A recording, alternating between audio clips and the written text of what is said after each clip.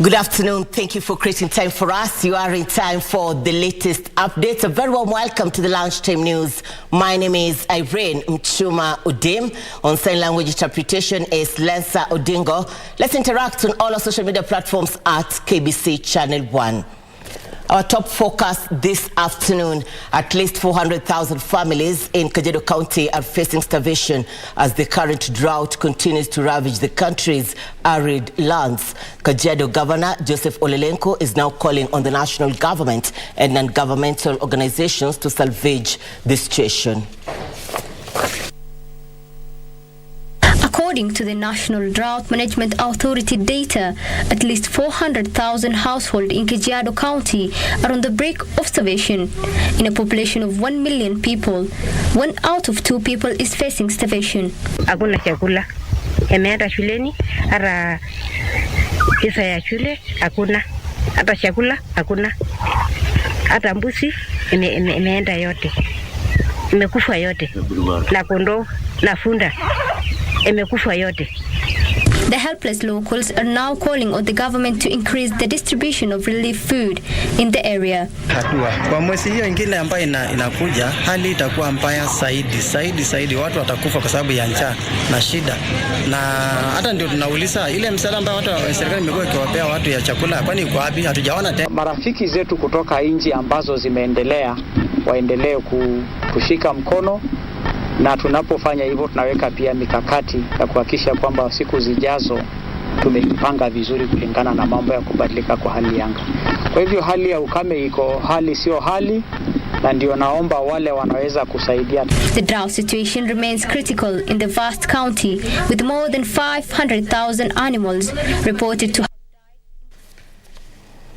The county government of Murang'a has allocated resources towards a school feeding program for over 40,000 early childhood education learners in 700 centers within the county. The ambitious initiative is a partnership between the county government and a non-governmental organization that will see young learners served with porridge. The move is aimed at increasing the number of learners enrolling in school.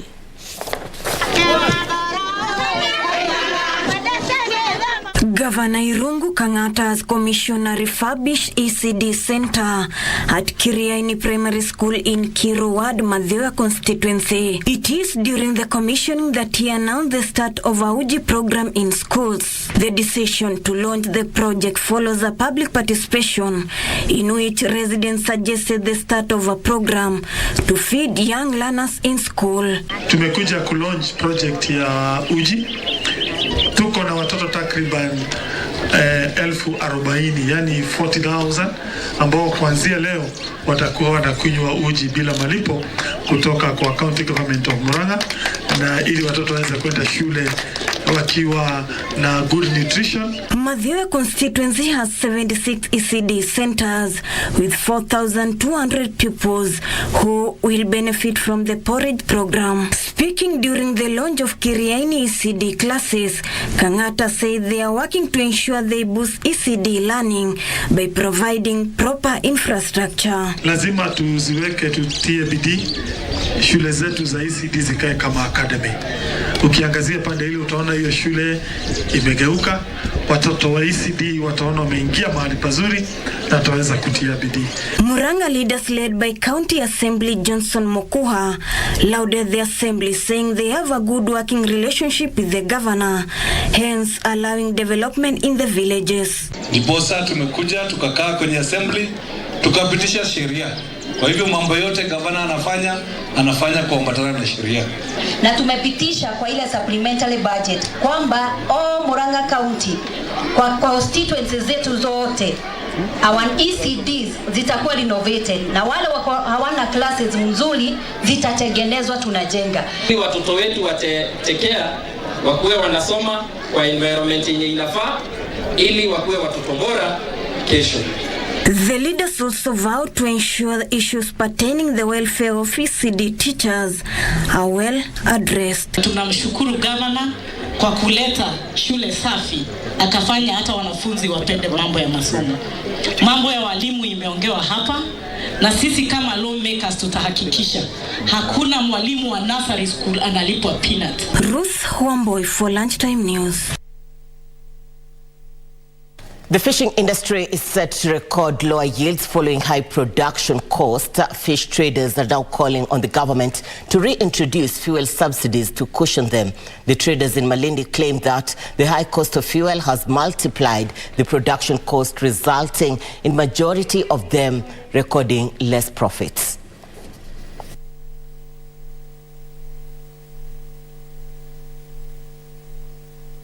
Tukichukua kule hata tukileta hapa kwa wateja wetu, wateja pia wanalalamika. Manake sisi tunabidi tunauza kilo shilingi 400, lakini wanaona ni ghali kwa sababu ile bei tunauzia ni kubwa. Wavuvi nao wanasema mafuta imepanda. Tena wakifika kule hawapati kitu. Wavuvi hawataki kuteremsha bei kabisa kwa sababu mafuta yako juu. Uchumi wetu sisi tunasomesha watoto kwa sababu ya hii biashara ndio tumetegemea huko majumbani, lakini kufikia saa hii imetushinda. Kuja hapa Mayungu unakuja na pikipiki unatumia mafuta ya shilingi 200. Zamani ilikuwa mafuta ya 100 tu unakuja na unarudi, lakini sasa unatumia mafuta ya 200. Ukitaka kumpeleka ule samaki Mombasa lazima utumie tena fare hivyo. Ukitaka kumpeleka Nairobi lazima utumie fare hivyo. Zote hizo ni gharama ni kubwa sana. Kwa hiyo tunaomba mafuta yateremke bei. Yenda mbali utakuta mafuta ni shilingi 25,000, 20,000, 18,000. Sasa na uvuvi wenyewe ni mdogo huu. Kwa hivyo mafuta yametuathiri sana kwenda kutafuta sehemu ya mbali ya samaki. Imekuwa tukabaki hapa karibu kutafuta tu angalau chochote tupate mlo. Livestock keepers in Oldonyero ward of Isiolo County have benefited from a donation of livestock supplements to improve the health condition of their animals that had been affected by the prolonged drought. 1,650 bags of the livestock supplements in the form of pellets were distributed to 850 households in Lagarama, Lagaman and Tuale villages during the exercise. The beneficiaries lauded the gesture, noting that the drought had left their animals with nothing to feed on. Nasema asante serikali, muangalie tena upande ya binadamu sasa, si upande wa wanyama peke yake, sababu sisi hapa maji ni mbali. Tunatoa maji karibu 10 kilometers kutoka nyumbani, maji ya mfuko na maji pia watu wanategemea kukunywa. Tunang'ang'ania malisho, na ikiwa tutapata hii chakula kwa Manyata hapa, mtu anaweza kuenda kulisha hiyo ng'ombe yake 5 huko. Sababu wengine wako na 5, wengine yuko na 4, wengine yuko na 2. Kuleta nyumbani kama hii chakula imepatikana, hiyo vita itaisha hapo, sababu hakuna mtu atakuwa atabaki huko. Utakuwa kila mtu amerudi kwake kulisha ng'ombe yake mahali nyumbani. Kwa hivyo tunaomba hata hiyo mzozo kama hiyo inafunguza. Ng'ombe hapa wamehama pande za Laikipia, mashamba wenyewe wameenda kwa majirani kama wa Somali huko Turkana. Kupata msaada kama hii pia imepunguza hii msoso ya wafugaji kabisa. Kwa hivyo msaada kama hii pia imekuja hata pande ya njaa, imesolve pande ya njaa ya wanyama, na bado pia imeleta usalama. Kwa sababu sasa hatusosoni. Tumebaki sasa pia kwamba hii chakula imepunguza, kwa sababu kama umeletewa chakula ya ng'ombe nyumbani, utakuwa unapea ng'ombe alafu utakuwa tena unaenda kusosonia malisho. All right, a matatu owner in Nairobi is petitioning the Insurance Regulatory Authority to have an insurance company compensate him for losses incurred when his matatu was grounded for 1 year. Geoffrey Gishomo camped outside the regulatory authority for the better part of the day in his quest for compensation. He says his matatu was involved in an accident and has been parked in a yard for 1 year. He is demanding the regulatory authority cracks the whip on the insurance company, accusing them of reaping while their clients suffer. The management at the insurance company, who declined to speak on camera, say their policy doesn't support claims of such nature. Mwenye alishika gari alilipwa. Mwenye alifinywa na gari alilipwa. Mwenye aliweka gari parking alilipwa. Lakini mimi sijailipwa. Since nianze kulaisi complaint zangu, sija hapa Explico bado hata saa hii bado inaendelea kukatia watu ticket. Wanaendelea kuwakatia na sisi wengine ni kuteseka, tunateseka huku nje.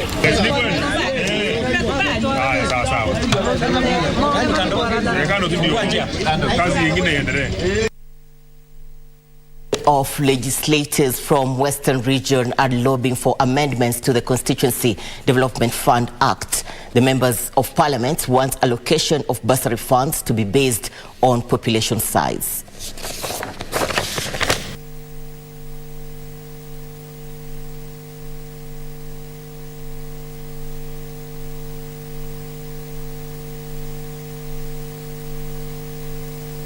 We have a slum that has a very high population, and we are given equal amount of CDF across the board. So next we will urge that whenever we'll have an amendment to the CDF Act, we must also look at the population as a parameter of disbursing CDF. Because if you are to target a human being, then you don't look at an area, you look at the population. If it was about spreading fertilizer in a shamba, then you look at the area of that land. But here we are talking about reaching an individual.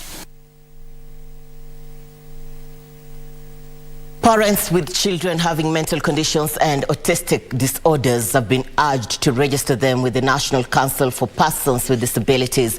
A section of leaders from Embu County say this will enable them access opportunities to live a quality life. They cautioned them against hiding children with mental conditions in fear of stigmatization. Speaking during distribution of relief food at St. Monica Special School in Embu, Embu West Deputy County Commissioner Mercy Gatobu said the government has put in place an elaborate plan to assist children with mental condition to access healthcare services. She urged parents to register their children with the council to access health services through the National Insurance Fund. Serikali imeajiri walimu ambao wamesomea special education na wanajua vile wanaweza kuwasaidia waweze ku-identify talent ambazo watoto wako nazo, na nyumae kuna wengine huwa wanaweza kujisaidia hata kupata mapato kulingana na talent ambayo wako nayo na skills ambayo wanadevelop wakiwa hapa kwa shule. Embu Women Representative Pamela Njoki called on well wishers to support the school by donating food and other basic amenities. At the same time, they warned parents against violating rights of persons with disability by denying them an opportunity to access services. Kuja kwa sababu pia wao wameathirika na njaa wakati huu wa kiangazi, kwa sababu tunajua pia kumekuwa na shida ya mvua katika maeneo haya ya Embu. Kwa hivyo St. Monica School Special School ni moja ya shule ambazo pia zimeathirika na njaa. Lucy Uside for Lunchtime News.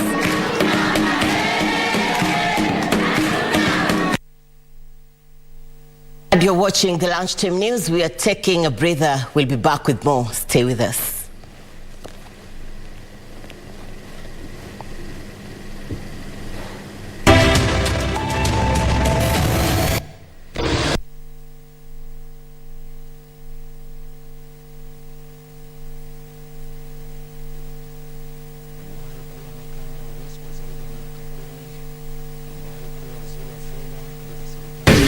Tuko sawa.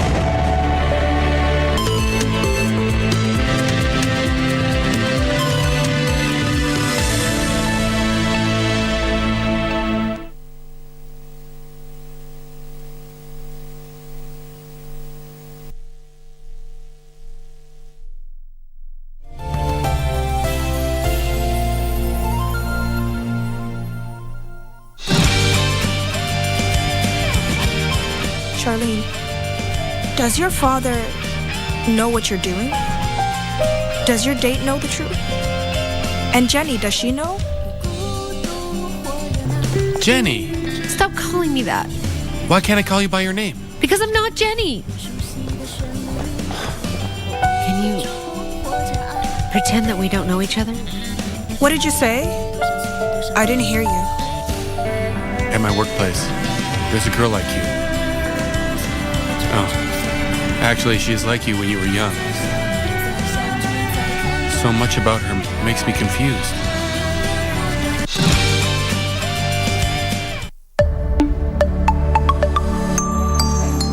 No, I don't think you're ready for that one yet.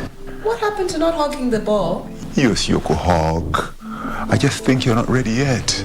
Aki baba mwani nikikupata huku. Nikikupata huku wewe, yani unibia mbao yangu, ukamkukunywa. Hiki kibaba ni kiela gani? Hiki kibaba wacha nikushike wewe. Abuda, kuna noma nini? Labda tuambie. Si ara tuna noma. Ara ni kujitoa tuko najitoa. So you said you're showing me evidence. I want to see it for myself. Plus the little boys, kwani what are they going to do? Ziggy! Ziggy, please, guy, please stop. Please, I need someone help us. Ziggy! To get Proverbs chapter 3 verse 5 as your skiza tune, dial *811 *967 #. Trust in the Lord with all your heart and lean not in your own understanding. In all your ways, submit to him, and he will make your path straight. Proverbs chapter 3, verse 5 to 6. To get Proverbs chapter 3, verse 5, dial *811 *967 #. *811 *967 #. Simply about grapevines here. It's time for some dope entertainment. Gotta know I've been moving the city. I want to live. I got money in the shoes. Casa masa, casa masa, niña be casa masa le. Oh, you taka nini? Super mambo mbaya, nyuma na mbele iko sawa,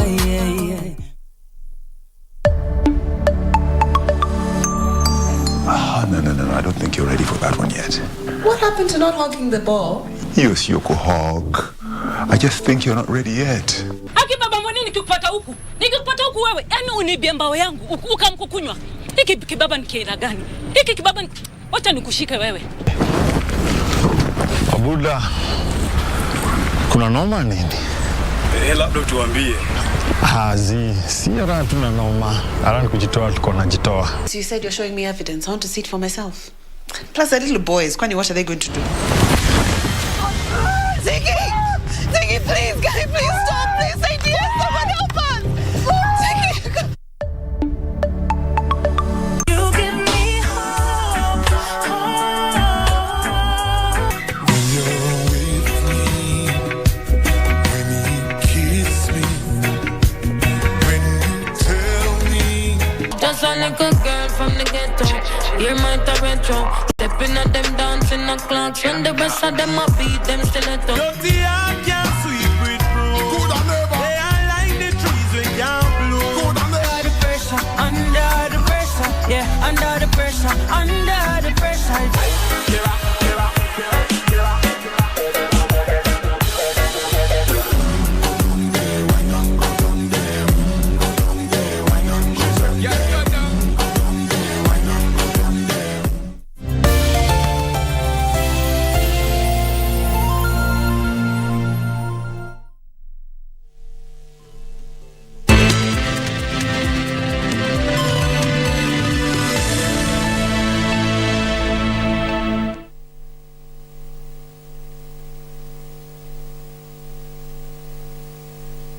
Welcome back. You're watching the Lunchtime News. 9 people have been charged in Kiambu with conning members of the public of their money through gambling. The suspects are said to have falsely obtained a total of 9,800 shillings from Michael Karanja Boro on 18th of February 2023 in the county of Kiambu. Now, Kiambu resident magistrate Willie Radin released them on a cash bail of 10,000 shillings each. Their case will be mentioned on 7th of March and heard on 5th of June 2023.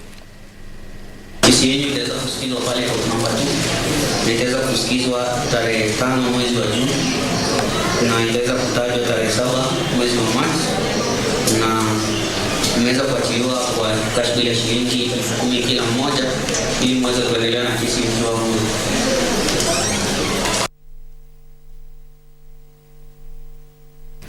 The Tana at the River Development Authority board is warning of environmental degradation along River Tana. The board says destructive human activities along the river are posing a threat to the sustainability of the river as a natural resource.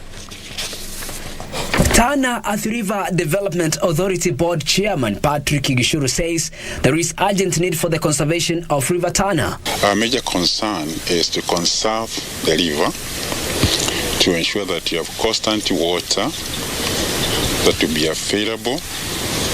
The chair is calling for planting of more trees along the bank to reduce the effects of the destruction due to human activities. We want to be able to address those issues seriously by planting enough trees along the river, making sure that all... He cautioned in the absence of conservation efforts, sustainability of irrigation projects downstream will be difficult. My major concern as I came down is to see that this canal is almost drying out. I do understand you have plans and proposals to ensure proper maintenance, to ensure that we have enough water for the delta downstream. That is our main focus as a board. Gishuru said Tarda was committed to conserving River Tana, calling for concerted efforts to conserve the river. Members of Barina's self-help group in Rongai, Nakuru County are calling on the Ministry of Interior to provide them with security to resettle on their land following a court order. The residents are accusing the area police of failing to implement a court order by Nakuru Chief Magistrate Lilian Arika. They say the courts gave them the green light to resettle on their land after a protracted land case, but the police are reluctant to assist them resettle. Led by Barina Self-Help Group Chairman Patrick Maguru, the members are accusing the area authorities of failing to execute the order issued to them on January 19th by Nakuru Chief Magistrate. Naona ni mambo hii ya ufisadi tu, kwa sababu mbona polisi aone makaratasi ni yetu, ile tumelipa marisiti yetu yote baka agreement, wanarudi wanasema hawawezi peleka watu kwa shamba. Inaonekana iko hata interest ya hao wako na shamba huko. According to Nakuru County Legal Aid and Justice Center Coordinator Ibrahim Ogeto, the authorities are yet to institute a court order. They are now appealing to the Ministry of Interior to intervene in the matter and help them settle. In a very special way, kama mtu ambaye anapenda sana kuona watu wakipata haki. The state take responsibility, kwanza the Minister of Interior, tuko na Minister wa Lands wetu Njeru, and the head of state Dr. William Ruto and the rest of the team. Tunaomba please, weniruka wazee wengine ni wazazi wenyu, acha pia kitu wametafuta kwa muda mrefu, wamengangana, others hata wako kula chakula ndio wafike hapo, wameinvest. Let the investment ibe fruits zaidi ya watoto wao. For Lunchtime News, I'm Abdulaziz Abeid. Across the borders, rescuers are once again searching for people trapped under rubble in Turkey after 2 new earthquakes hit the country Monday, killing at least 3 people. Tremors of 6.4 and 5.8 magnitude struck in the southeast near the border with Syria, where massive quakes devastated both countries on February 6th. The earlier earthquakes killed 47,000 people in Turkey and Syria, with tens of thousands more left homeless. Buildings weakened by those tremors collapsed in both countries on Monday, leaving 3 more people dead. Soilu said 213 people had also been injured. Interior Minister Suleiman Solu said 3 deaths occurred in Atkaya, Defni and Samandag, urging people not to enter potentially dangerous buildings. Turkey's Disaster and Emergency Agency says the 6.4 tremor occurred at 20:04 local time, followed by the 5.8 quake 3 minutes later. Reports from the city of Antakya spoke of fear and panic in the streets as ambulances and rescue crews tried to reach the worst affected areas where the walls of badly damaged buildings had collapsed. On February 6th, magnitude 7.8 and 7.6 earthquakes struck southeast of Turkey and neighboring Syria, killing more than 40,000 people and leaving 1 million people homeless. The economic cost of the disaster is expected to run into tens of billions of dollars.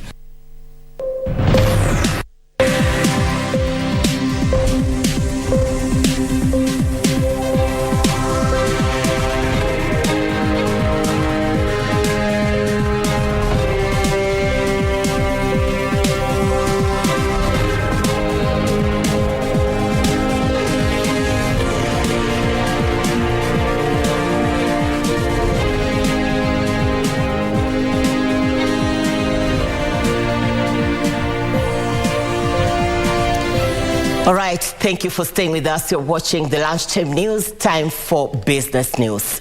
Kangema Member of Parliament Peter Kihungi has proposed that the Kenya Tea Development Agency signs management agreements with tea factories aimed at enhancing efficiency and earnings to farmers. Kihungi has also criticized the move by KTDA to raise the service fees, urging the agency to stick to levying management fees as stipulated by the Tea Act.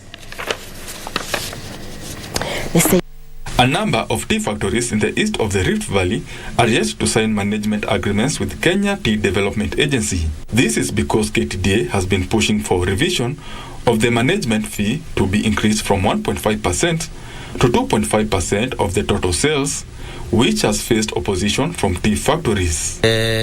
Managing agent should not charge anything more than 1.5%. Previously, they were charging 2.5%. Kangema MP Peter Kihungi says this stalemate is threatening to cripple operations of KTDA-affiliated factories.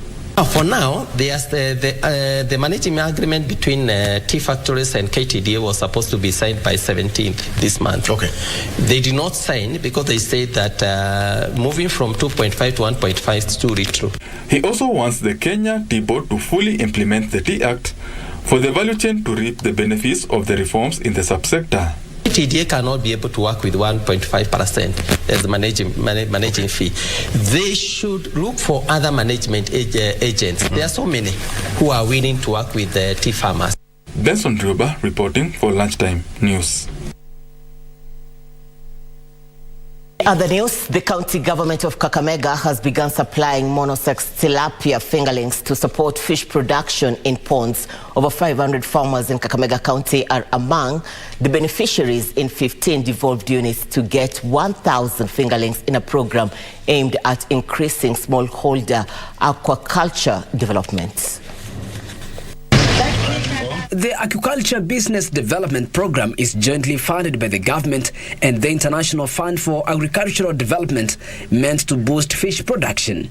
Tuna uwezo wa kusalisha milioni 2 fingerlings kwa mwezi, na hii ni kwa sababu tumekuwa na uwezo huo.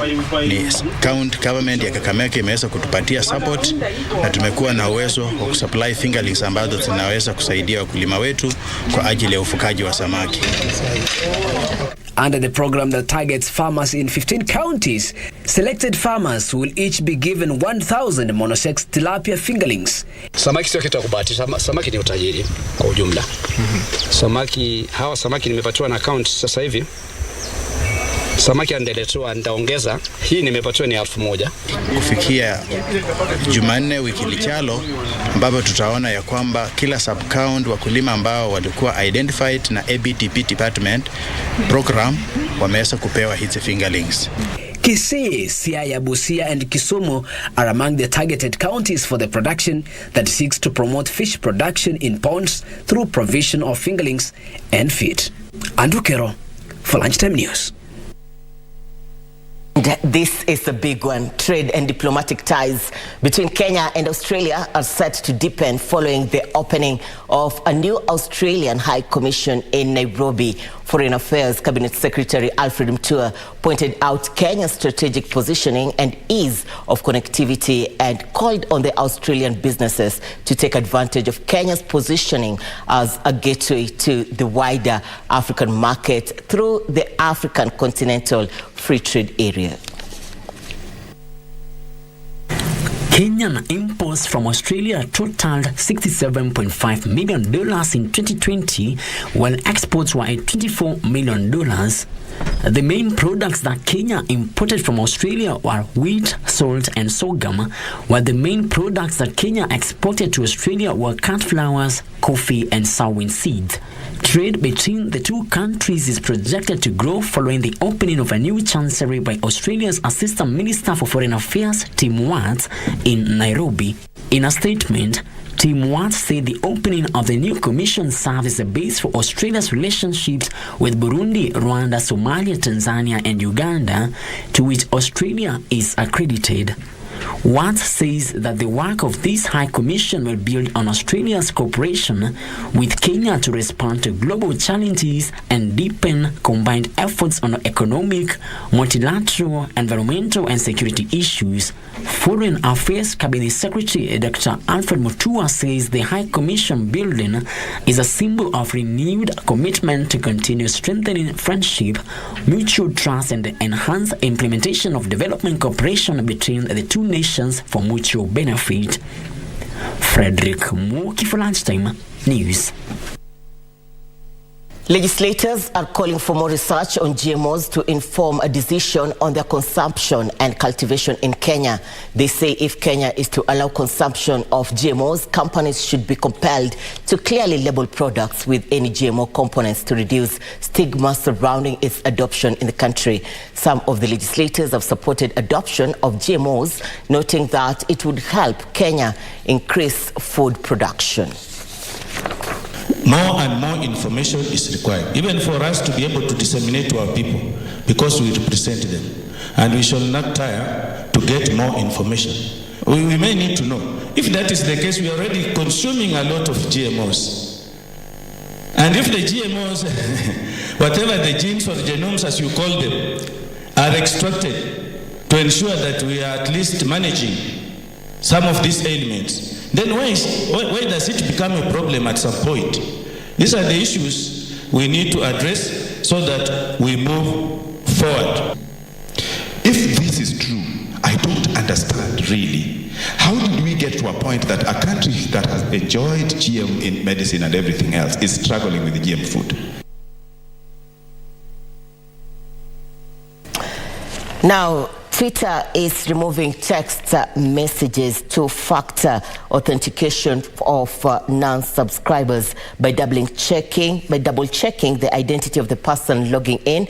Two-factor authentication lets users to add an extra layer of security to their online accounts beyond passwords. Here now are the details of this and other stories making headlines across the globe.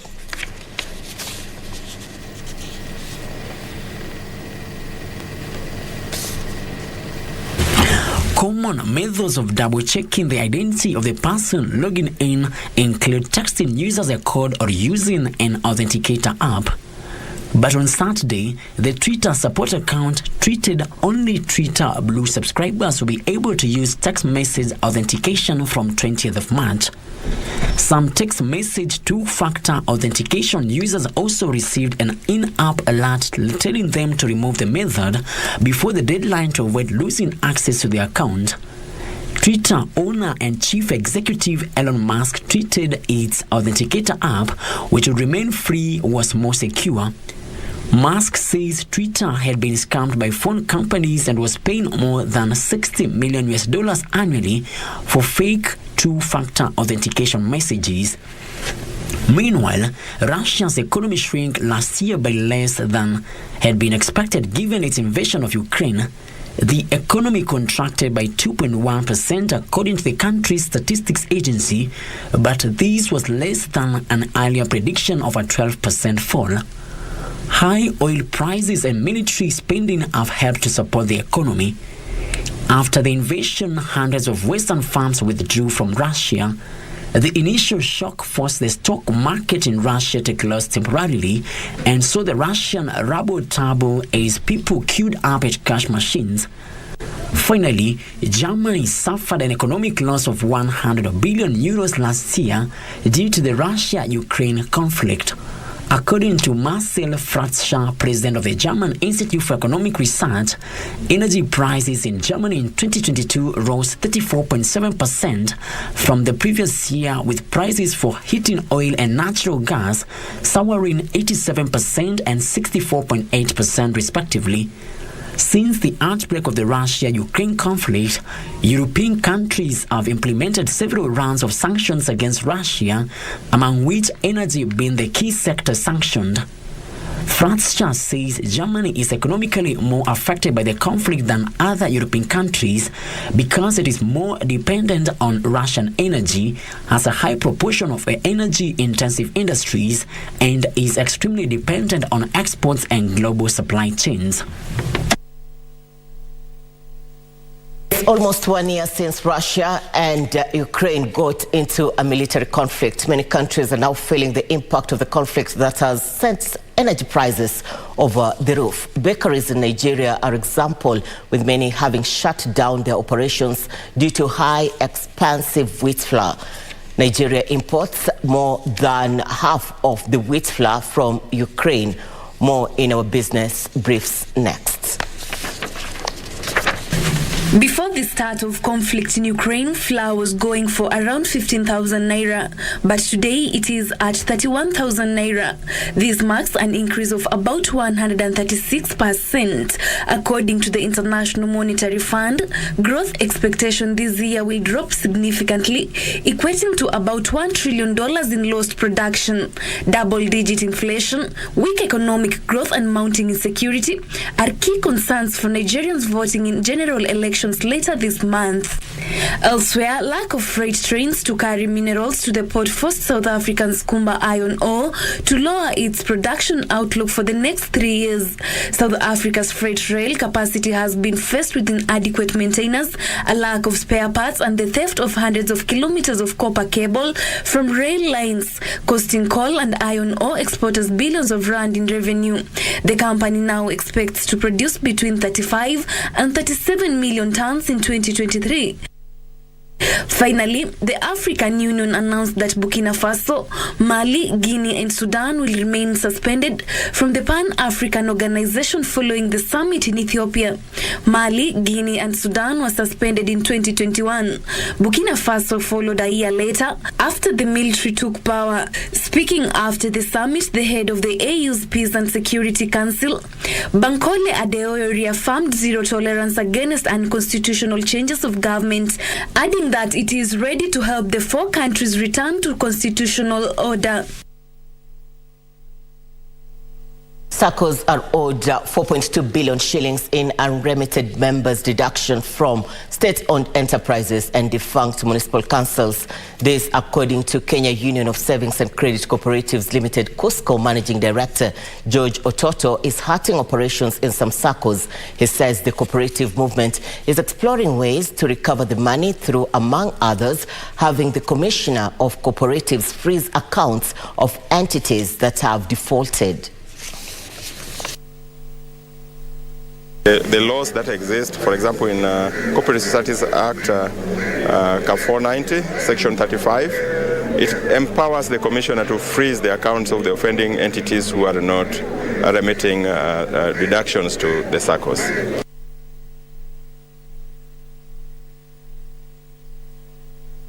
Ministry of Cooperatives and SME Development has signed a deal with the Council of Governors to empower, support and strengthen the agricultural value chain that are the base of most circles. Cooperatives and SME Development Simon Chelugui says under the deal, county governments have resolved to set up one-stop shops that will offer information and training to agricultural value chain players. The agriculture sector contributes about a third of the gross domestic product and employs 70% of the rural population. Most cooperatives in Kenya are hinged on the agricultural value chain. To strengthen and streamline support to the cooperative movement, the Ministry of Cooperatives and MSME Development has signed a partnership with the Council of Governors that will see devolved units setting up one-stop shops. The cooperative movement in Kenya plays a key role in mobilization of savings, which currently stands at 1 trillion, commands an asset base of 1.5 trillion, and granted members loans to a tune of 980 billion. The deal targets to give a lease of life to collapsed agricultural value chains such as pyrethrum and cotton that were a source of livelihood for farmers. We shall formulate relevant policies and revamp our operations.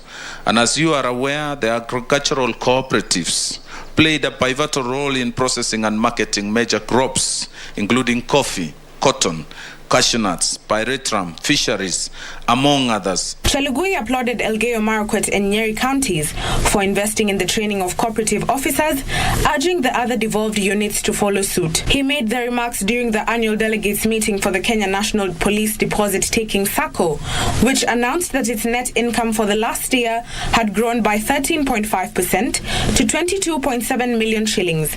Ndutamo Kami for Lunchtime News.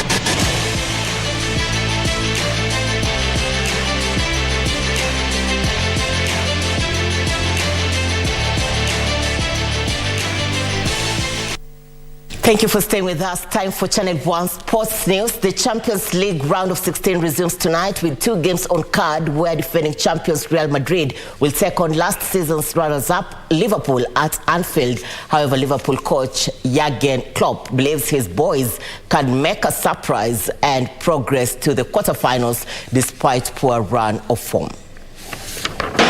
Some space, hits the shot, hits the post and Courtois. After a 2-0 victory over Newcastle United on Saturday, Liverpool will face a tricky fixture when they take on Los Blancos. The two sides met in last year's season's UEFA Champions League final, where Real Klopp could include Darwin Núñez, who suffered a minor shoulder injury. The Uruguay international has scored 11 goals in all competitions since joining from Benfica in the summer. Real, meanwhile, will be missing midfielders Tchouaméni and Toni Kroos because of illness, but manager Carlos Ancelotti is confident his side can cope. In another match, Frankfurt will host Napoli.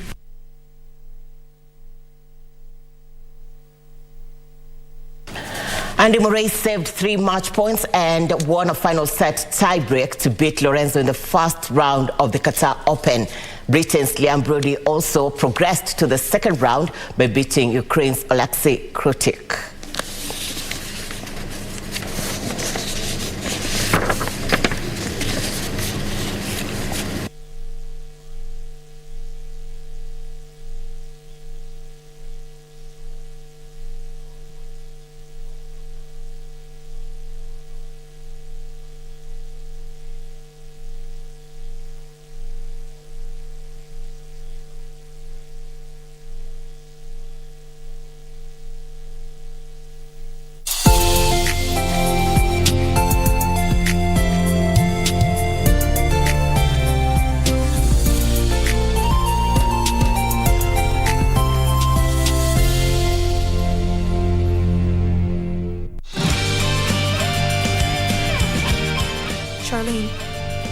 Does your father know what you're doing? Does your date know the truth? And Jenny, does she know? Jenny! Stop calling me that. Why can't I call you by your name? Because I'm not Jenny. Can you pretend that we don't know each other? What did you say? I didn't hear you. At my workplace, there's a girl like you. Oh, actually, she is like you when you were young. So much about her makes me confused.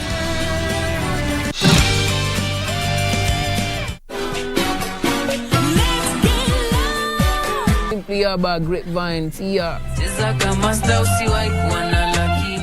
It's time for some dope entertainment. Hip-hop, hookah, hip-hop, hookah, hip-hop, hookah. Better know I've been moving the city. I want to live, I got money to shoot. Casa masa, casa masa, nyinyabe casa masa le. Oh, you takalini, you super mambo mbaya, you manambele yiko sawa,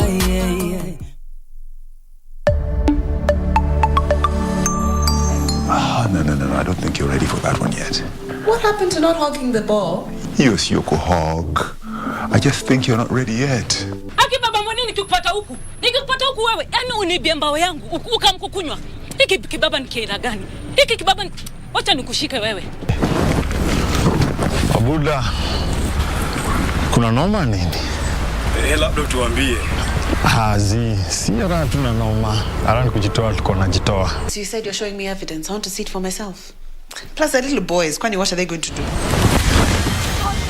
Ziggy! Ziggy, please, guys, please stop, please. Say dear, someone help us! Ziggy!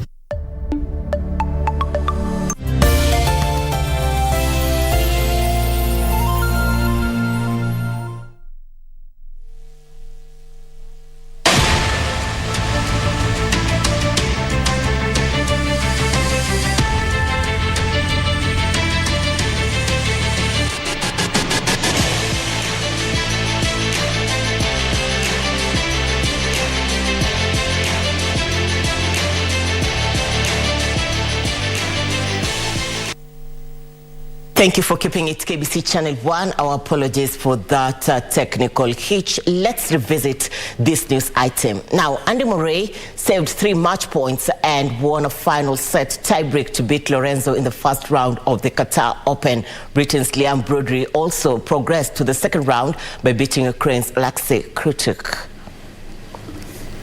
The Briton lost his opening service game to love as Sonego went on to claim the first set before Murray raced to the second to level the match. Murray saved 3 break points when he went down in the decider and then came back from... Come to the end of Channel 1 Lunchtime News. Thank you so much for your company. Thank you for your feedback on our social media platforms. Quick acknowledgements. Elnos Omondi, watching KBC Channel 1 from the county of Nairobi. Arab Soliet, you're saying good work. And Boniface Wahoma, you're watching KBC Channel 1 from the Central Business District. We do appreciate your feedback. For more details on Just Add News and many more, do log on to www.kbc.co.ke. My name is Irene Mchuma Odim. On sign language interpretation is Lensa Odinga. On behalf of the team, good afternoon.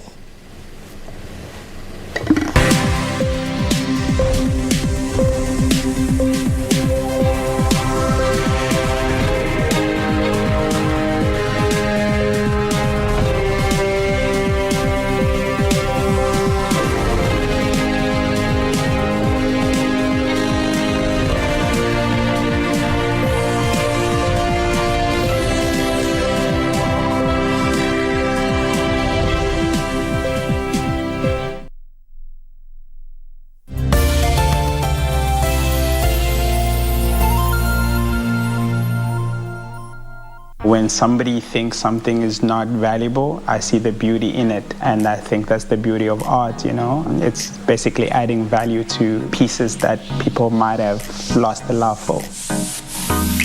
Hi, my name is Kabambi Mbiola. Welcome to the Fuata Moyo studio.